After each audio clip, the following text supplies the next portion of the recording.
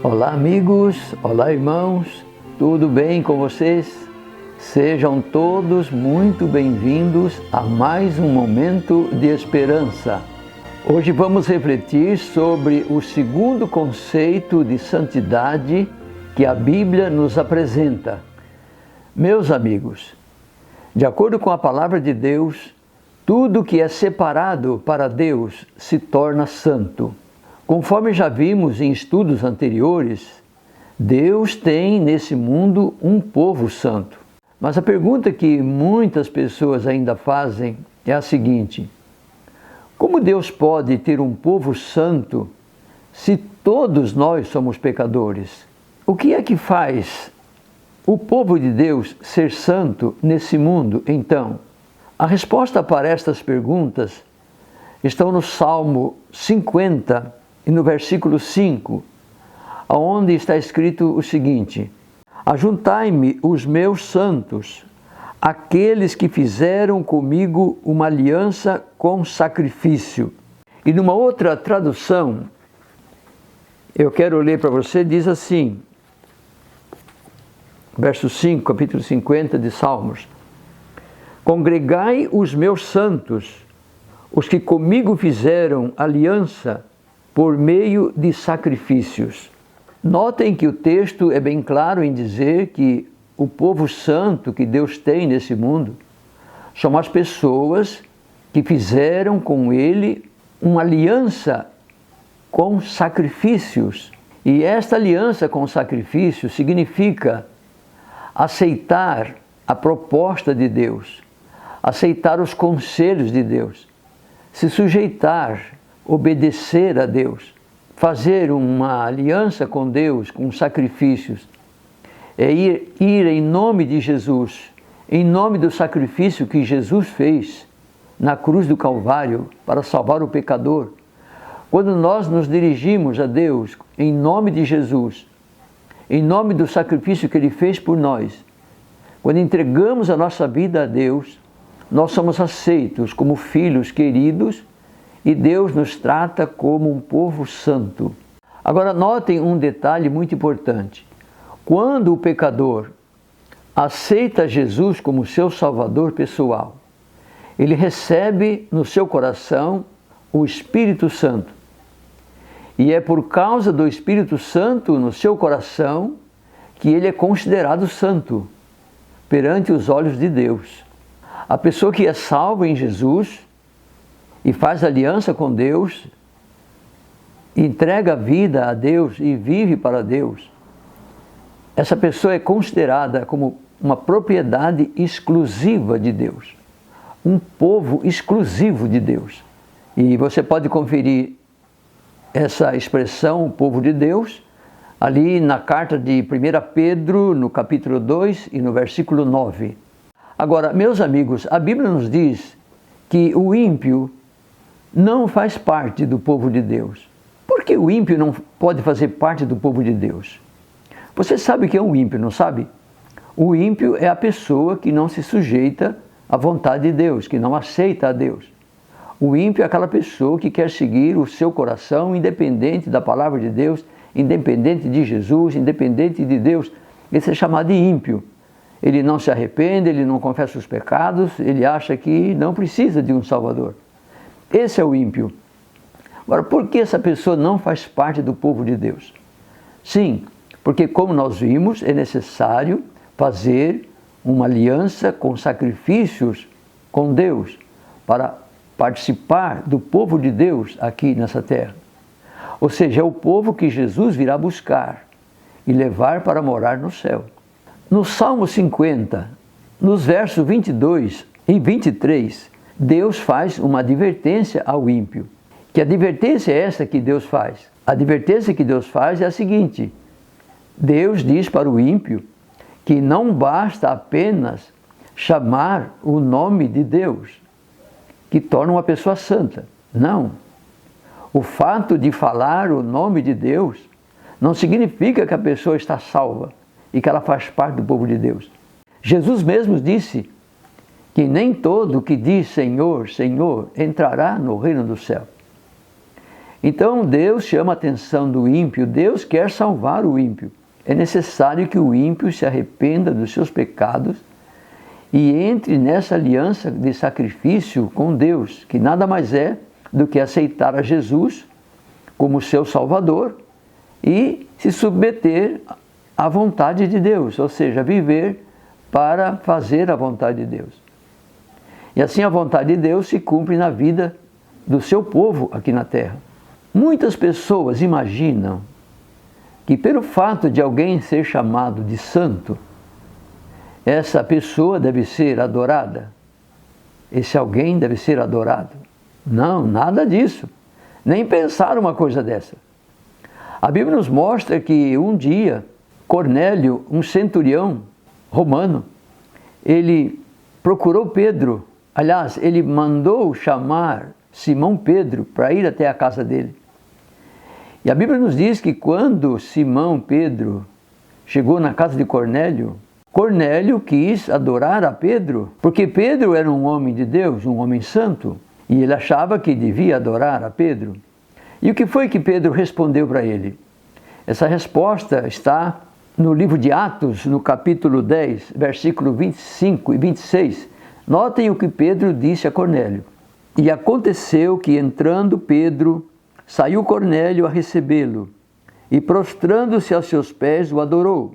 Mas Pedro o levantou, dizendo: levanta-te, que eu também sou homem.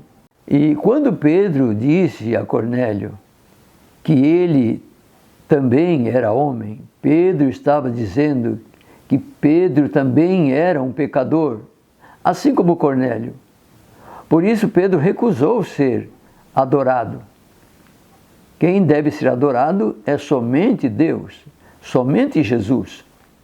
E por falar em santidade, eu quero falar um pouquinho sobre a santidade dos anjos. Tem pessoas que acham que nós podemos adorar os anjos porque os anjos, eles são seres que não têm pecado. Nada disso.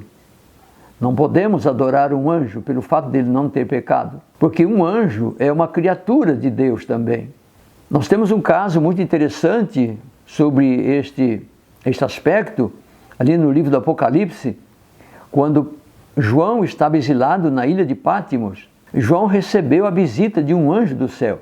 E é interessante que João ficou tão assombrado ali com a visita daquele anjo, ele quis adorar o anjo, e o anjo não aceitou. E isso está escrito em Apocalipse capítulo 19 e no versículo 10. E eu lancei-me aos seus pés para o adorar, mas ele disse-me: olha, não faças tal, sou teu conservo e de teus irmãos, que têm o testemunho de Jesus. Adora a Deus, porque o testemunho de Jesus é o espírito de profecia. Vocês notaram o que o anjo disse a João? João, você não deve me adorar. Você tem que adorar somente a Deus. Olha, este anjo é um anjo de Deus mesmo. Porque se fosse um anjo mau, ele teria aceitado a adoração. Mas o anjo de Deus não aceitou a adoração. Porque somente Deus deve ser adorado. E como que se adora a Deus? Como é que nós podemos adorar a Deus? De acordo com a Bíblia, meus amigos, nós podemos adorar a Deus através da observância dos mandamentos. Principalmente o primeiro, o segundo, o terceiro e o quarto mandamento. Quem não guarda os mandamentos de Deus, quem não obedece os mandamentos de Deus, não adora a Deus. Porque adorar a Deus é fazer a sua vontade. E Deus pede ali nos primeiros 4 mandamentos que o adoremos observando esses mandamentos. E eu quero dizer para vocês, meus amigos, meus irmãos, que nos últimos dias da história deste mundo, a Bíblia nos adverte a tomarmos muito cuidado. Jesus diz que devemos vigiar e orar para não cairmos em tentação. E a Bíblia nos mostra que Satanás, ele deseja também ser adorado no lugar de Deus. Lá no céu, como nós sabemos a história, Lúcifer, que quer dizer um anjo de luz, Lúcifer lá no céu, ele achou que pelo fato de não ter pecado, também deveria ser adorado. E ele provocou uma confusão lá no céu. Muitos anjos passaram a adorar Lúcifer no lugar de Deus. E houve uma batalha, diz a Bíblia. Se você ler no Apocalipse capítulo 12, versículo 9 em diante ali, você vai ver que houve uma batalha no céu.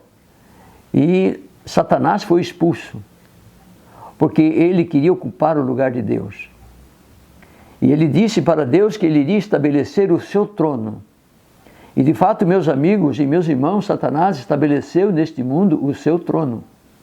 Se você quer comprovar isso, basta você ler Apocalipse capítulo 13 e o versículo 2. Ali diz que o dragão, que é Satanás, deu o seu trono e o seu poder para a besta. Então, se ele deu o seu trono, é porque ele tem o seu trono. E ele quer ser adorado no lugar de Deus. E hoje, meus amigos, Satanás alimenta no seu coração o mesmo desejo que ele tinha lá no céu, de ser adorado pelos anjos. Aqui na terra ele quer ser adorado pela humanidade. E ele tem conseguido enganar muitas pessoas. E hoje muitas pessoas não estão adorando a Deus, porque estão adorando a criatura. O apelo que eu faço para você, meu amigo e minha amiga, é que devemos adorar somente a Deus. Deus é o nosso Criador. Deus é o nosso Redentor. Deus é o Criador dos céus, da terra, do mar e das fontes das águas.